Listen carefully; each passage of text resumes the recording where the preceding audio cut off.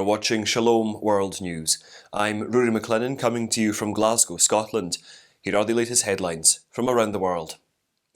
The Holy Father has appointed a new bishop for the Diocese of Ferns in Ireland.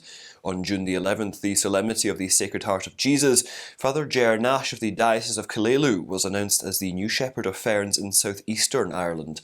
The appointment was also simultaneously read out in the Vatican. Born in 1959 at Glandry in County Clare, the bishop-elect had worked for a while in the manufacturing industry after completing his business studies. After discerning his vocation, he joined St Patrick's College, Maynooth, to be trained as a priest for the Diocese of Killaloe. Ordained in 1991, Father Nash has served in several capacities as chaplain and teacher in Roscrea Vocational School, General Manager of Clare Care, a social service initiative, and as Diocesan Secretary. In 2016, Father was appointed as Director of Pastoral Development. As the ramifications of the discovery of the remains of children of Indigenous peoples on the premises of a former school are being felt in Canada, the Catholic bishops of the country have pledged true and deep commitment to renew the relationship with such communities. In a statement issued by the Episcopal body, the bishops said the discovery of the remains of the children reminds everyone of a tragic legacy. They also said that a delegation of elders of Indigenous peoples will visit the Pope, along with survivors of the residential school programme. The bishops say the visit will enable the Holy Father to listen to the Indigenous peoples and express his solidarity with them, fostering healing and reconciliation. Historically, Indigenous children were forcibly enrolled in residential schools, mostly run by churches, to assimilate them into society. An elderly Italian nun has been expelled from Iran after having worked among leprosy patients for 26 years. 75-year-old Sister Giuseppina Berti, who served in the leprosarium of Tabriz and currently resides in Isfahan in the house of the Congregation of the Daughters of Charity, will have to leave the Islamic country shortly after authorities refused to renew her visa. Sister Giuseppina and her co-worker Sister Fabiola Weiss, a 77-year-old Austrian nun, have been caring for the sick for many years. The nuns are the only visible presence of the Latin Church in the country, due to there being no Latin Rite priests in the country. The Latin Archdiocese is still awaiting the arrival of its pastor, Archbishop Dominique Mathieu, a Belgian Franciscan who was consecrated in February this year. China's persecution of minorities is once again in the limelight, with the richest democracies of the world calling on Beijing to respect human rights. The leader of the G7 nations, who are taking part in a summit in Britain, said that China should respect human rights in Xinjiang, where the Uyghur Muslims are persecuted, as well as in Hong Kong, where it has enforced a draconian security law that stifles freedom of expression.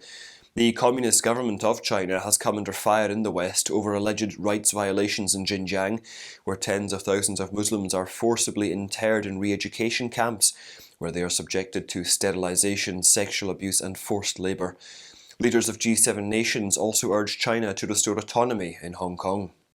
The new Supreme Knight of the Knights of Columbus, Patrick Kelly, was installed along with other leaders of the Global Fraternal Service Organization in New Haven in the United States on Saturday, June the 12th. In his address, Kelly paid tribute to his immediate predecessor, Carl Anderson, as well as the knights who provided assistance during the pandemic crisis. He also stressed the importance of helping parishioners return to church as early as possible, as pandemic restrictions are being lifted. He also outlined plans to inspire the next generation of knights through charity and spiritual growth. During the ceremony at St Mary's Church, where recently beatified Father Michael McGivney founded the organisation in 1882, Kelly consecrated his administration to St Joseph, projecting the protector of the Church as the guardian of the family and the guardian of truth. For the first time in its history, the Vatican's Congregation for the Clergy will have a South Korean prefect. Bishop Lazarus Yu Hyung-sik was appointed by Pope Francis as the new prefect of the congregation. The prelate replaces Cardinal Beniamino Stella of Italy, who has reached the canonical age limit to hold any office in the Church. On June the 11th, the Holy See announced that the prefect-elect has also been made an archbishop. Monsignor Lazarus is the second Asian to head the congregation after Cardinal Jose Tomas Sanchez of the Philippines, who led the dicastery from 1991 to 1996. Born in 1951, Monsignor Lazarus studied in Seoul and Rome and was ordained a priest in 1979. He served in the Diocese of Daejeon as spiritual director, lecturer and president of the Catholic University. Poland was reconsecrated to the Sacred Heart of Jesus on June the 11th at the Basilica of the Sacred Heart in Krakow. The ceremony also marked the centenary of a similar national consecration at the same location. The consecration was renewed by Archbishop Stanislaw Gadecki, who heads the Catholic Bishops' Conference, while celebrating Mass. It was attended by all the bishops taking part in the 389th plenary session of the Episcopal Conference. The nation was first consecrated to the Sacred Heart on July the 27th in 1920 at Jasna Gora Monastery, which houses the icon of the Black Madonna. It was done at a time when the Russian Bolsheviks attempted to cross Poland, but 3 weeks later Polish troops defeated the Red Army. The act of consecration was repeated in 1921 in the Krakow Basilica. The Supreme Court in the U.S. state of Texas has rejected a defamation lawsuit filed against the Diocese of Lubbock by a former deacon. He challenged the diocese, listing him as credibly accused of abusing a minor. Following an 8-1 decision, the court ruled that the First Amendment protects the internal management decisions of churches from secular courts and governments. It ruled that the doctrine of ecclesiastical abstention prevents civil courts from dealing with theological controversies, matters of church discipline and ecclesiastical government, as well as conformity of the members of the church to mandatory moral standards. Lubbock Diocese had included the name of former deacon Jesus Guerrero in its list of clergy accused of abusing minors in 2019. Guerrero sued the diocese, claiming defamation.